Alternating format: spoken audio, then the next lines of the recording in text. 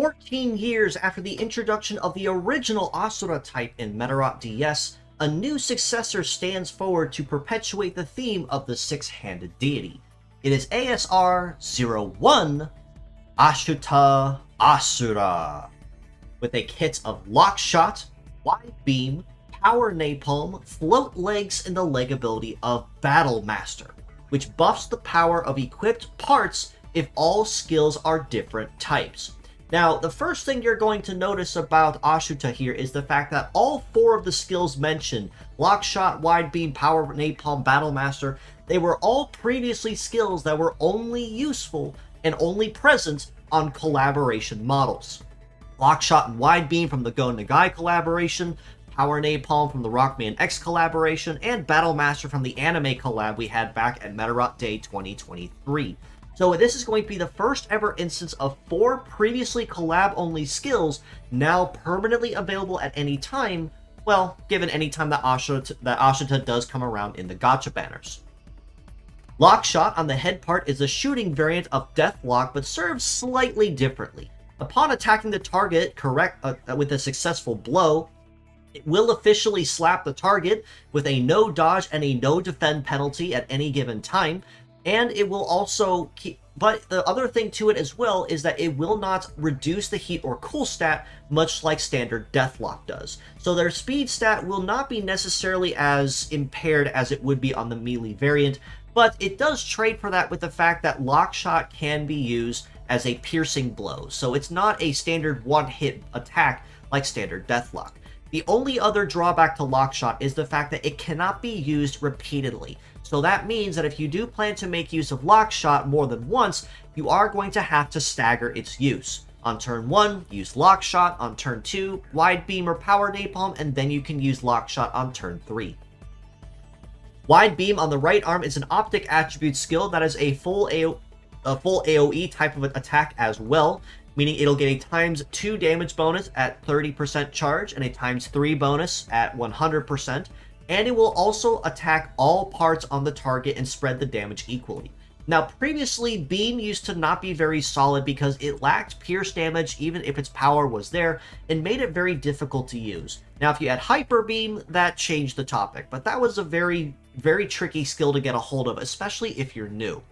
Wide Beam, however, because it will damage multiple parts at once, even if it is an AoE, the AoE part is actually quite forgivable if you are able to power and manage the damage bonuses, because even say the almost 1900 base power there on Wide Beam, spread across double the power at 30% charge, it's still going to be a very powerful blow before any damage reduction does step in.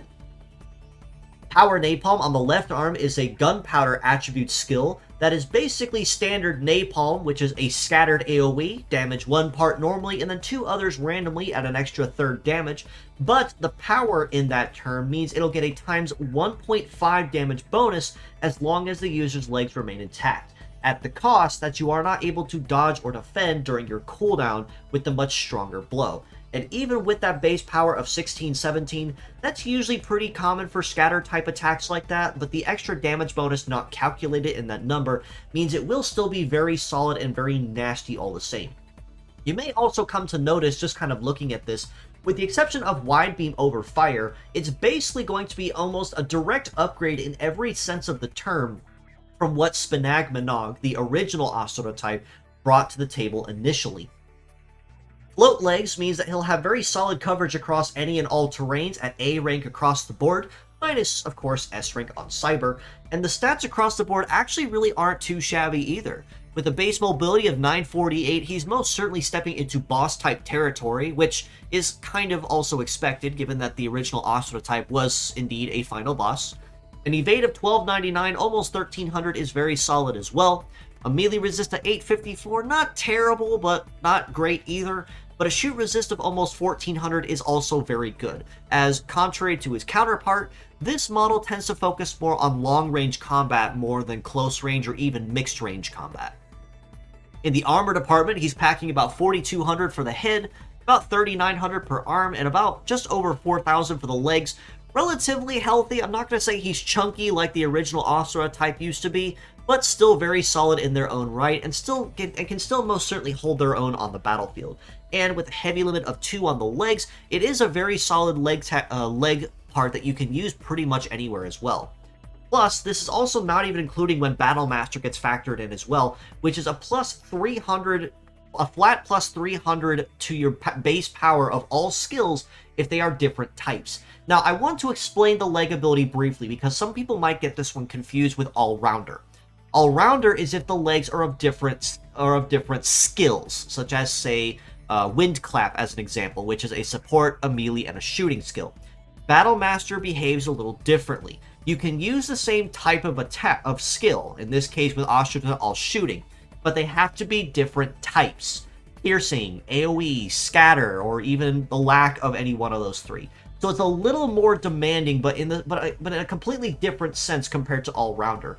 And instead of getting a leg bonus, you get a power bonus if you're able to maintain it. All this being said, though, as a pure set score, I honestly have to rate Ashuta Asura a pretty solid 7 out of 10. It's a relatively synergetic kit unto itself, which kind of serves a number of homages to the original Asura type as well, just a little more aggressively oriented than more interruption oriented. And the leg ability of Battle Master synergizes well, as it will grant an additional plus 300 or so to the power of all parts, basically pumping the power to almost 1800, just about 2200, and about almost 2000 there as well, rough minus any other modifiers or numbers. And all 3 skills are actually pretty solid too. Power Napalm you can probably use most consistently out of all of them, since Lock Shot you have to stagger. Wide Beam you could probably get some very good mileage out of, but not until you get a charge going.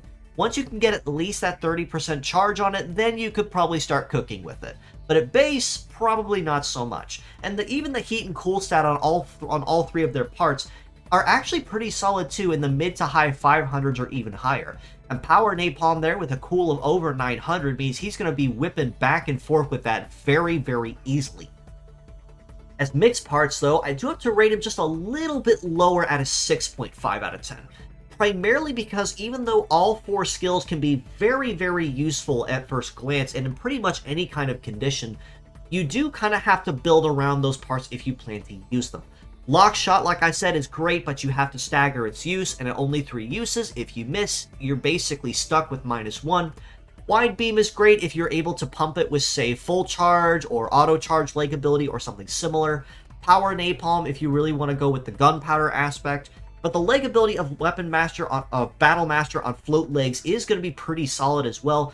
But it is a very strict condition, though, and it is worth noting as well that while it's not hard to maintain that condition, you do need to be made aware of it so you don't accidentally miss out on a solid 300 to each part's power, which is most certainly going to be noticeable if you fail to meet that requirement.